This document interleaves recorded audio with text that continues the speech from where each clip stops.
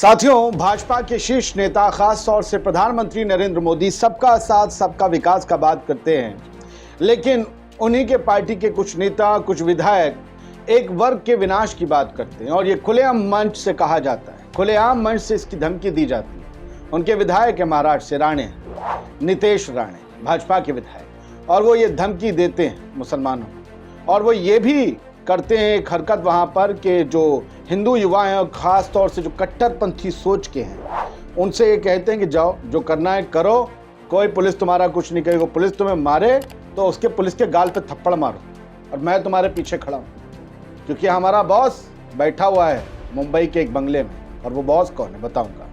THP news को subscribe कर लीजिए, आदिल खान आज़ाद का आदाब कबूल करिए। 2 दिन से ये खबर मेरे पास है, 2 दिन से मैं बस इस फिराक में था कि खबर हिंदी अखबारों में छप जाए, नहीं छप रही थी। आज छपी सिर्फ 2 अखबारों में, 2 वेबसाइट पर। किसी चैनल ने इस पर डिबेट नहीं की, क्योंकि मामला भाजपा से जुड़ा हुआ है, भाजपा के विधायक से जुड़ा हुआ है। वो विधायक एक बड़े नेता का बेटा है। वो विधायक भाजपा का यूं समझिए कि प्रचार कर रहा है अपने ही तरीके से महाराष्ट्र में। ये विधायक नीतीश राणे, ये उसकी स्पीच है, वीडियो है। और अभय ने लिखा है, मैं न्यूज़पेपर दिखाऊंगा। अभय ने इस वीडियो को शेयर किया ABP माझा, मराठी चैनल ABP का, उस पर कि नीतीश राणे BJP MLA कहते हैं कि जो करना है करो, मतलब मुसलमानों को आप दिक्कत दो।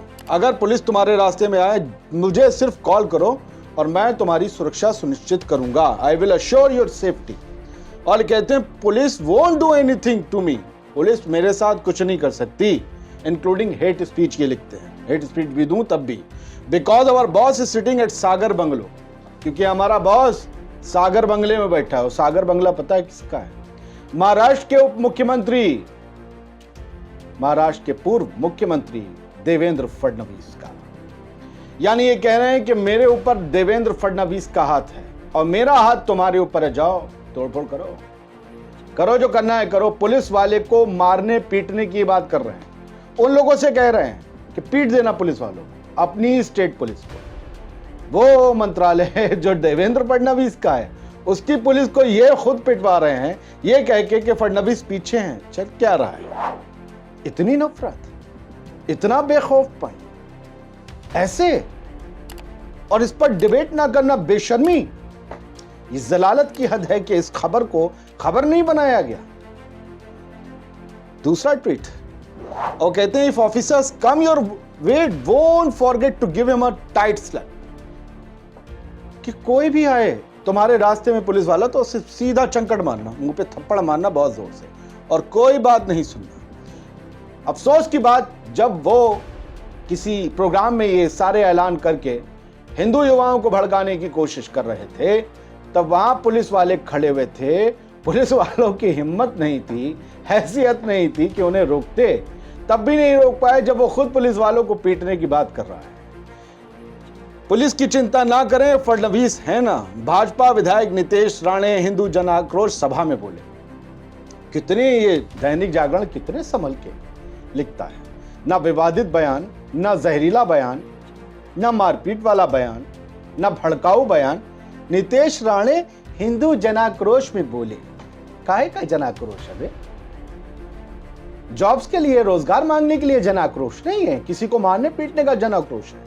अब इन्हें कट्टरपंथी नहीं कहोगे, जो लोग मारेंगे पुलिस को उग्रवादी नहीं कहोगे। भाजपा विधायक नीतीश राणे ने महाराष्ट्र के सोलापुर में हिंदू जन आक्रोश सभा में कहा कि वो उनकी आक्रामकता का, यानी उन हिंदू लड़कों का जो सारे अग्निवीर टाइप ही होंगे बेरोजगार, आक्रामकता का पूरी तरह, वो अग्निवीर सेना वाले नहीं, वैसे वाले जो मुंह से अग्नि उगलते रहते हैं, वो वीर, तो आक्रामकता का पूरी तरह से समर्थन करेंगे। वो पुलिस की चिंता ना करें, उनके बॉस सागर बंगले में बैठे हैं। सागर बंगला महाराष्ट्र के उप मुख्यमंत्री और भाजपा नेता देवेंद्र फडणवीस का सरकारी आवास है। राणे ने कहा कि वो हिंदू समुदाय के साथ खड़े हैं। ये खबर आज इनकी मंजूर नजर हुई 29 जनवरी को कल हुई थी, लेकिन कल जनता से रिश्ता ने लिखा था, आज 30 में छपी एक जगह, मैं बताऊंगा कि मुंबई से 400 किलोमीटर दूर सोलापुर में हिंदू जन आक्रोश के प्रदर्शन के दौरान कथित नफरत भरे भाषणों के लिए भाजपा विधायक नितेश राणे और तेलंगाना में पार्टी के विधायक टी राजा और अन्य के खिलाफ एफआईआर दर्ज हुई है। नितेश राणे और टी राजा, वो तेलंगाना वाला भाजपा विधायक जिसे कुछ वक्त के लिए दिखाने के लिए भाजपा ने बाहर निकाला था, वो भी बुक हुआ है नफरत फैला। टी राजा तो कुख्यात हैं, विख्यात नहीं कुख्यात है हेट स्पीच देने। हाँ, लेकिन बीजेपी के लिए वो चारा है तेलंगाना में। सोलापुर रैली में नफरत फैलाने वाले भाषण के लिए बीजेपी विधायक नितेश राणे, तेलंगाना विधायक राजा सिंह पर मामला दर्ज, ये लिखा था कल। लेकिन अगर ये सच है, जनता से रिश्ता जो लिखा है, तो इस खबर को क्यों दबा गया जागरण? यानी मामला इतना गंभीर था कि एफआईआर दर्ज होनी चाहिए। बात सिर्फ मुसलमानों को पीटने मारने की नहीं थी, बात थी पुलिस के एहलकारों को, अफसरों को मारने पीटने की, जिसके लिए उकसा रहा था भाजपा का ही एक विधायक।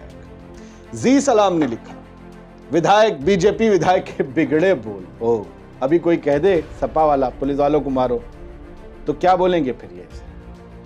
बीजेपी विधायक के बिगड़े बोल, कहा जिहादियों को कैसे मिटाना है हमारे धर्म ने सिखाया। कौन जिहादी?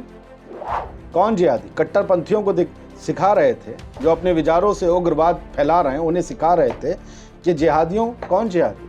इस देश के मुसलमानों को आप जिहादी बुलाते नहीं? तो फिर आपको पता है कि कौन कौन जिहादी हैं?